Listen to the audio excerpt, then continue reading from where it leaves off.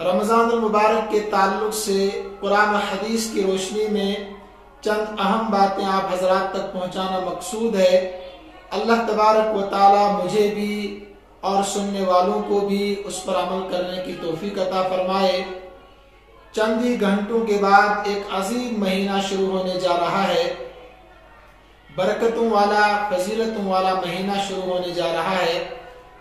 حکیم الامت حضرت علامہ اشرف علی صاحب تھانوی نور اللہ مرقدہ برد اللہ مضجعہ، انہوں نے اپنی کتاب میں لکھا ہے فاستقبلوہ بالشوق والحیمان، کہ تم اس مہینے کا دل کے عمیق گہرائیوں کے ساتھ استقبال کرو۔ میرے بھائیوں، استقبال کے دو طریقے ہیں۔ اگر ہمارے گھر میں کوئی مہمان آتا ہے تو پہلے ہم ذہن بناتے ہیں کہ ہمیں اس کے لیے کیسی تیاری کرنی ہے، کس طریقے سے ہم اس کا استقبال کریں، اس کا دل جیت لیں۔ اور پھر دوسرا استقبال ہوتا ہے عملی طور پر۔ تو لہذا رمضان المبارک کے تعلق سے بھی ہمیں دونوں تیاریاں کرنی ہے، ذہنی طور پر بھی فکری طور پر بھی تیار ہونا ہے اور عملی طور پر بھی پریکٹیکل کر کے دکھانا ہے۔ دیکھیے، ذہنی طور پر ہمیں کیا تیاری کرنی ہے؟ ہم نے ذہن بنانا ہے کہ اس مہینے کو ہمیں کیسے قیمتی بنانا ہے، اس کی برکات سے ہم کیسے فیضیاب ہو سکتے ہیں، استفادہ کر سکتے ہیں۔ ماضی میں جتنے رمضان گزر گئے ان میں جو ہم سے غلطیاں ہوئی ہے، کوتاہیاں ہوئی ہیں، آنے والے رمضان میں وہ کوتاہی ہم سے نہ ہو۔ جب ہم ذہن بنا لیں گے تو انشاءاللہ اس کا بھرپور ہم فائدہ بھی اٹھا سکیں گے۔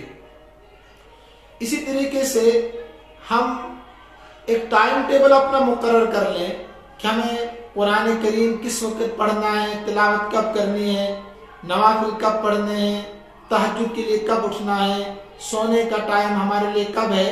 تو تمام چیزیں ذہنی طور پر آپ طے کر لیں تو انشاءاللہ پھر اس مہینے میں تمام چیزیں کرنا، پریکٹیکل کرنا، عملی طور پر کرنا ہمارے لیے آسان ہوگا۔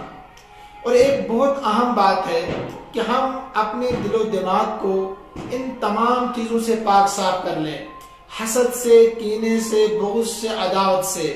تب جا کر میرے بھائیوں رمضان المبارک کے روزوں کا، اسی طریقے سے رات کے قیام کا، نوافل کا، اسی طریقے سے صدقہ و خیرات کا ہماری زندگی میں اثر ظاہر ہوگا۔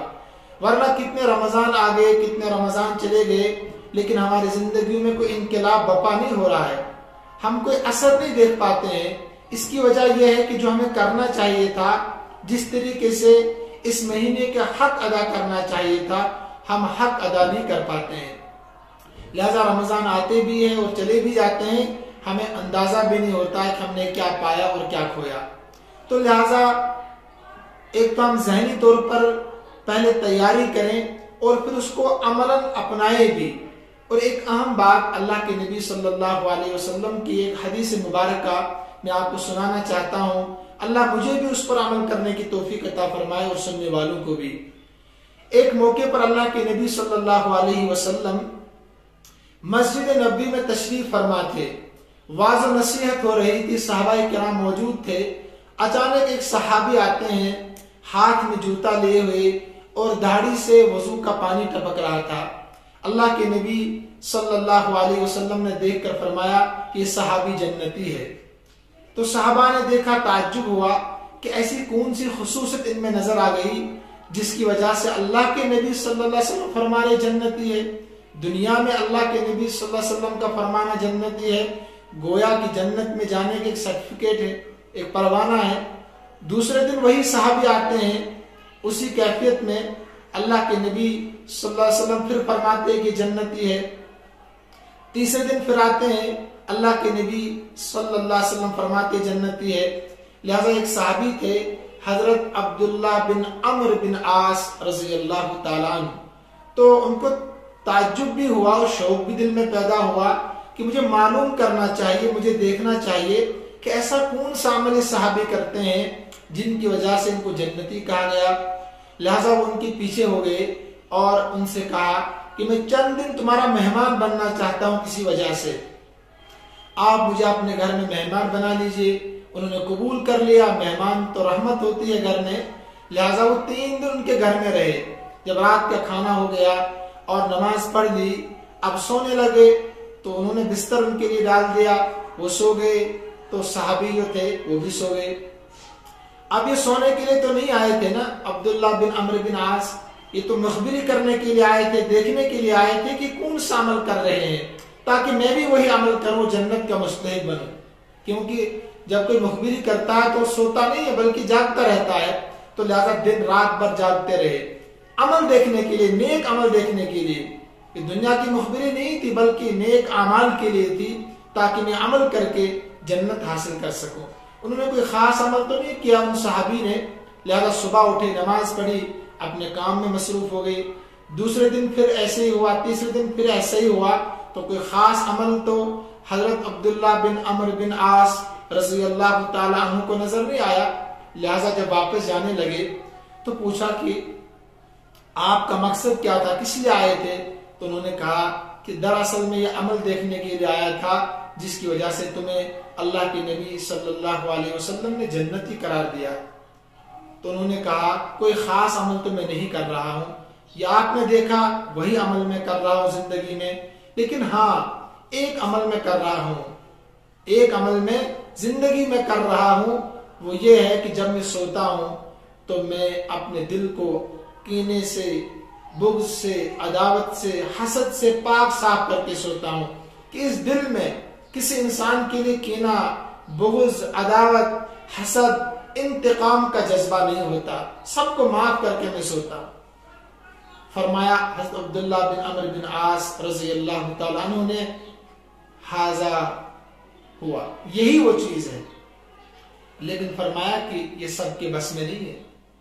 تو میرے بھائیوں، اس رمضان المبارک کے شروع ہونے سے پہلے ہم اپنے دلوں کو ان تمام چیزوں سے اگر پاک صاف کر لیں تو انشاءاللہ الرحمن ہم رمضان المبارک کی برکتوں سے، اس کی سعادتوں سے فیضیاب ہو سکتے ہیں۔ اور ایک آخری خطبہ اللہ کے نبی صلی اللہ علیہ وسلم نے جو شعبان المعظم میں دیا، حضرت سلمان فارسی رضی اللہ تعالی عنہ فرماتے ہیں خطبنا رسول اللہ صلی اللہ علیہ وسلم فی آخر یوم من شعبان فقال ایها الناس قد ازلکم شہر عظیم مبارک شہر فیہ لیلۃ خیر من الف شہر، او کما قال النبی صلی اللہ علیہ وسلم۔ لمبا خطبہ ہے کہ اے لوگو کہ تم نے ایک ایسے مہینے کو پا لیا ہے، ایک ایسا مہینہ تم پر آنے والا ہے کہ جو بہت ہی عظیم مہینہ ہے، بہت ہی مبارک مہینہ ہے۔ اس مہینے میں ایک ایسی رات ہے جو 1000 مہینوں سے افضل اور بہتر ہے، اور فرمایا کہ اس مہینے میں نفل کا ثواب فرض کے برابر کر دیا گیا ہے، اور جو اس مہینے میں ایک فرض ادا کرے گا تو غیر رمضان میں 70 فرائض کے برابر ہوگا۔ اور ساتھ میں فرمایا اللہ کے نبی صلی اللہ علیہ وسلم نے کہ یہ مہینہ صبر کا مہینہ ہے، یہ مہینہ مواسات کا مہینہ ہے۔ اس مہینے میں جو تکالیف آئیں گی روزے کی وجہ سے، جو مشقتیں اٹھانی پڑیں گی، اس پر تمہیں صبر کرنا ہوگا، اور صبر کا بدلہ جنت ہے۔ اور فرمایا کہ غمخواری کا مہینہ ہے، دوسروں کی خبرگیری کا مہینہ ہے، ان کے کھانے پینے کا خیال رکھنے کا مہینہ ہے۔ گھر میں اگر تم 2-4 کھانے بناتے ہیں تو ہمسائے کا خیال رکھنا ضروری ہے، بیواؤں کا، مسکینوں کا، یتیموں کا خیال رکھنا بھی ضروری ہے۔ اور فرمایا کہ اللہ کے نبی صلی اللہ علیہ وسلم نے کہ اللہ نے اس دن کے روزے کو فرض قرار دیا اور رات کے قیام کو، تراویح کو ثواب کی چیز بنایا ہے۔ اور ساتھ میں یہ بھی فرمایا، میں مختصر عرض کر رہا ہوں کہ اللہ تبارک و تعالیٰ نے تمہارے لیے اتنے فضائل اس میں رکھے ہیں کہ اگر کوئی انسان روزے دار کے روزہ کو افطار کرائے، اس کے لیے افطاری کا انتظام کرے، اللہ تعالیٰ اس کے ثواب کے برابر اس کو بھی مرحمت فرما دیتے ہیں، اور اس کے لیے اللہ تبارک و تعالیٰ جہنم سے خلاصی عطا فرماتے ہیں۔ ایک صحابی نے عرض کیا یا رسول اللہ صلی اللہ علیہ وسلم، ہم میں سے ہر شخص اس کی طاقت نہیں رکھ سکتا کہ روزے دار کے روزے کو افطار کرائے، انہیں روزے دار کو کھانا کھلائے، اس کے لیے افطاری کا انتظام کرے۔ تو فرمایا حضور صلی اللہ علیہ وسلم نے یہ برکت، یہ فضیلت تو ایک کھجور کھلانے سے بھی حاصل ہو سکتی ہے، ایک लस्सी का घूंट पिलाने से, एक पानी का घूंट पिलाने से भी हासिल हो सकती है। और फरमाया कि इस महीने को अल्लाह ने 3 हिस्सों में तकसीम किया। अव्वल हिस्सा पहला अशरा रहमत, दूसरा अशरा मगफिरत, तीसरा अशरा इत्कुम मिनन नार, इन्हें जहन्नम से खुलासी का है। और साथ में फरमाया जो इंसान अपने मातहतों को, अपने मातहत काम करने वालों को इस महीने में उनका बोझ हल्का कर दे, इन्हें मसला हमारे घर में नौकर है, मजदूर है, उनके साथ अच्छा बर्ताव करे, उनके साथ रियायत का मामला करे। अगर गैर रमजान में 8 घंटे काम करते हैं तो रमजान में 6 घंटे काम कर लें, 4 घंटे काम कर लें, तो इतनी रियायत उनके साथ होनी चाहिए। फरमाया अल्लाह तबारक व तआला उनकी मगफिरत कर देते हैं। जो अपने मातहतों के साथ रियायत का मामला करते हैं, खैर का मामला करते हैं। और फरमाया कि 4 चीजें इसमें ऐसी है कि उनका करना तुम्हारे लिए बहुत अहम और जरूरी है। 2 चीजें तुम्हें अल्लाह की रजा के लिए, अल्लाह की खुशनुदी के लिए करनी है, और 2 चीजें ऐसी है कि जिनके बगैर चारा कार नहीं है। पहली चीज क्या है? जो अल्लाह की खुशनुदी के लिए है, कलिमाए तय्यबा को कसरत से पढ़ा करो। ला इलाहा इल्लल्लाह मुहम्मदुर रसूलुल्लाह सल्लल्लाहु अलैहि वसल्लम, जो अफजल जिक्र है ला इलाहा इल्लल्लाह, इसको कसरत से पढ़ते रहा करो।